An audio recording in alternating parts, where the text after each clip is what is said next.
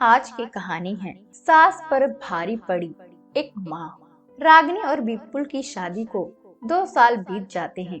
इन 2 सालों में रागिनी की सास देवयंती अपने चिड़चिड़े और गुस्सैल स्वभाव के कारण घर वालों को बड़ा परेशान करती है।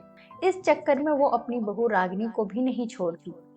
उसकी सास सिर्फ अपनी बेटी से ही बनती थी, जिसकी शादी एक ऊंचे खानदान में हो गई थी और वह एक ही शहर में रह रही थी, जबकि ननद का ससुराल तो वैसे उस शहर से दूर था और वो सिर्फ अपने पति के साथ फ्लैट में रहती थी, जो उसके मायके के बहुत करीब था, जिसके कारण वह ज्यादातर अपना समय मायके में ही आकर बिताती।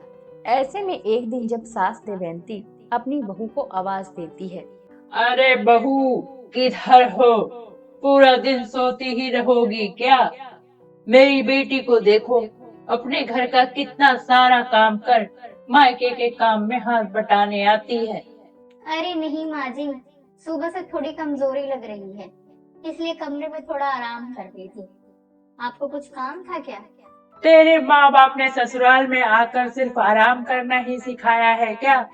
मेरी बेटी को देख, बेचारी कितना काम करती है। बहू रागिनी मन में बोलती है, हाँ हाँ, जानते हैं कितना काम करके आती है।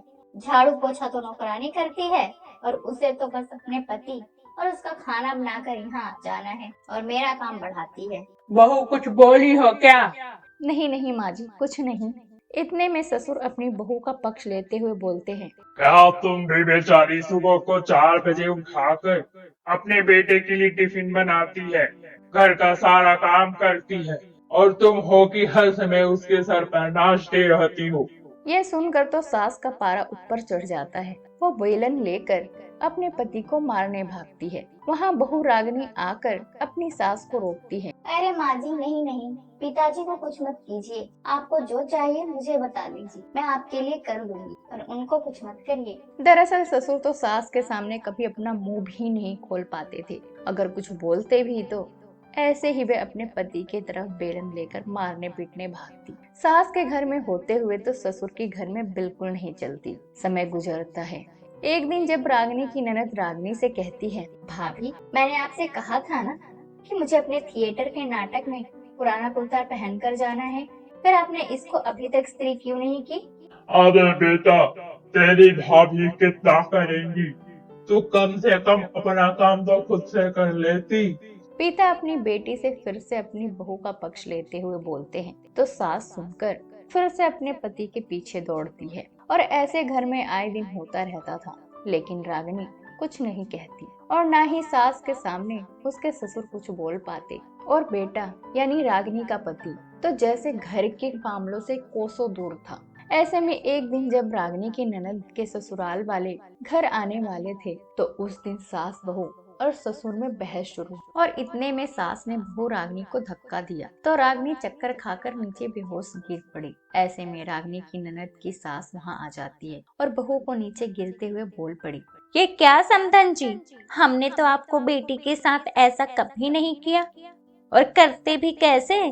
हम तो उसके साथ ही नहीं रहते, पर यहाँ तो अरे नहीं नहीं समधन जी, वो तो बस बहू का पैर फिसल गया और वो नीचे गिर पड़ी, इसलिए हम उसे पकड़कर कमरे में ले जा रहे हैं। आप जो सोच रही हो ऐसा नहीं है। रागिनी को कमरे में ले जाते हैं। डॉक्टर आते हैं, रागिनी को देखकर बताते हैं कि रागिनी माँ बनने वाली थी। अब घर में सबकी खुशी का ठिकाना नहीं रहता। रागिनी की ननद की सास भी सबको बधाइयाँ देती है कि घर में अब नन्हा सा मेहमान आने वाला है और लगे हाथ कहती है कि अब उसको भी एक पोता या पोती का मुंह दिखा दे तो वो गंगा नहा ले। लेकिन रागिनी की ननद एक कामचोर थी। ऐसे बच्चे और घर की जिम्मेदारी संभालना बहुत मुश्किल लगता है, इसलिए वह हर बार बच्चा करने से डरती। ऐसे में जब रागिनी ठीक 9 महीने बाद एक बच्चे को जन्म देती है तो उसकी हरकतें अभी भी नहीं सुधरती।